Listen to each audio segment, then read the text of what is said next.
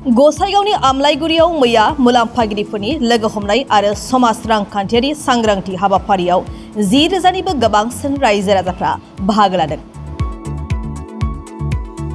गसाइगावनि आमलाइगुरियाव मैया मुलाम्फागिरिफोरनि लोगो हमनाय आरो समाज रांखान्थियारि सांग्रांथि हाबाफारि खुंफुंदों। बिटिआर सरकारनि बानजायनायाव दासान्दि मोन 40 बियाबफोराव मुलाम्फागिरिफोरनि लोगो हमनाय आरो समाज रांखान्थियारि सांग्रांथि हाबाफारिया सोलिगासिनो दं। बेबायदिनो मैयाबो गसाइगाव महकुमानि सिङाव थानाय जमदुवार बियाबावबो बे एखे हाबाफारिया खुंफुंजायो। मैयानि बे हाबाफारियाव गाहाय आलासि महरै मावफुं सोद्रोमा रनजित बसुमतारी, एमसिएलए माधव छेत्री, एमएलए जिरन बसुमतारी बिथांमोनजों लोगोसे गोबां दैदेनगिरि बिथांमोनहा बाहागो लायो। আজি আমাৰ বিটিআৰ চৰকাৰৰ তত্ত্বাৱধানত আমি বেনিফিচিয়াৰী মিট কৰিছোঁ।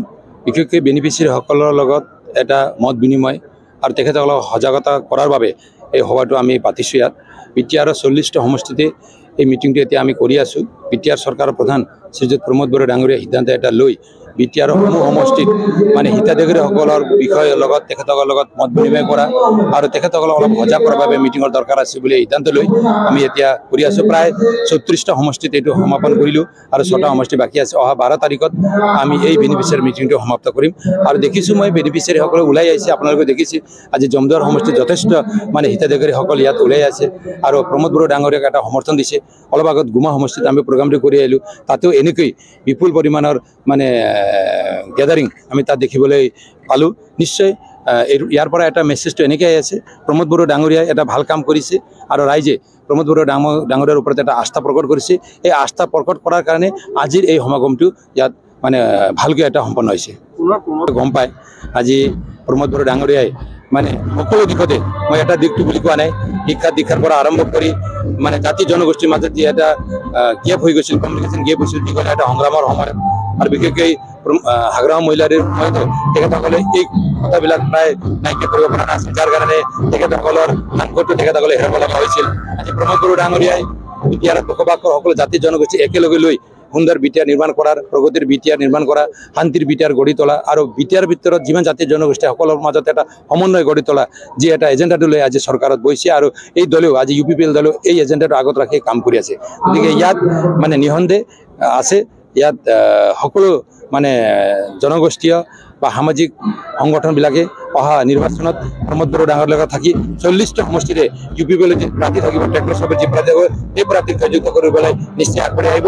আৰু আমি ভাবিছোঁ এইবাৰ কোনো তেনেকুৱা কি কয় চোৰাতালি নহয়, আমি এবছলুট মেজৰিটি লৈ UPPL চৰকাৰ গঠন কৰিম। আৰু প্ৰমোদ বড়ো ডাঙৰীয়া মানে বিটিআৰৰ এজন জনপ্ৰিয় নেতা, বিটিআৰৰ এজন ডাইনামিক লিডাৰ, বিটিআৰৰ এজন ভিজনাৰী লিডাৰ।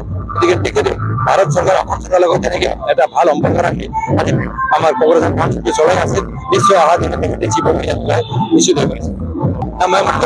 মানে আমি ভাল পাইছোঁ, আমি UPPL দল হিচাপে ভাল পাইছোঁ, চৰকাৰ হিচাপে ভাল পাইছোঁ, মুখ্যমন্ত্ৰী মহোদয়ক আমি ধন্যবাদ দিছোঁ। তেখেতে এটা গাৰ্জেনৰ যি ৰোল বুলি বিটিআৰৰ 5টা সমষ্টি কৰিছে আৰু ৰাইজৰ লগত মত বিনিময় কৰিছে, ৰিভিউ মিটিংবিলাক কৰিছে, আঁচনিবিলাকৰ বিষয়ে তেখেতে কথা পাতিছে আৰু অহা দিনত আমাক এনেকৈ গাইডেন্স কৰিব। ৰাজনীতিৰ কথাটো বেলেগ, তেখেতেও বেলেগ পলিটিকেল পাৰ্টি বিলং কৰে, আমি বেলেগ পলিটিকেল পাৰ্টি, ৰাজনীতি বেলেগ হৈ যাব। কিন্তু সামগ্ৰিক দিশত মুখ্যমন্ত্ৰী মহোদয়েও বিটিআৰক আগুৱাই লৈ যোৱাৰ কাৰণে আমাক সহায় কৰি আছে। আমি বিচাৰোঁ আমি বিটিআৰটো আগুৱাই যাব লাগিব, অসম আগুৱাই যাব লাগিব, ভাৰত আগুৱাই যাব লাগিব। যি ধৰণৰ আমাৰ দেশৰ প্ৰধানমন্ত্ৰীয়ে ভাৰতক বিশ্বৰ এটা মানে ফ'ৰ্থ মানে ডেভেলপমেণ্ট কাণ্ট্ৰি মানে যি এটা মৰ্যাদা তেখেতে আনিবলৈ সক্ষম হৈছিল।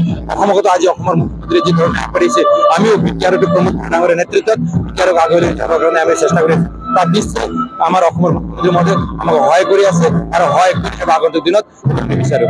Thank U.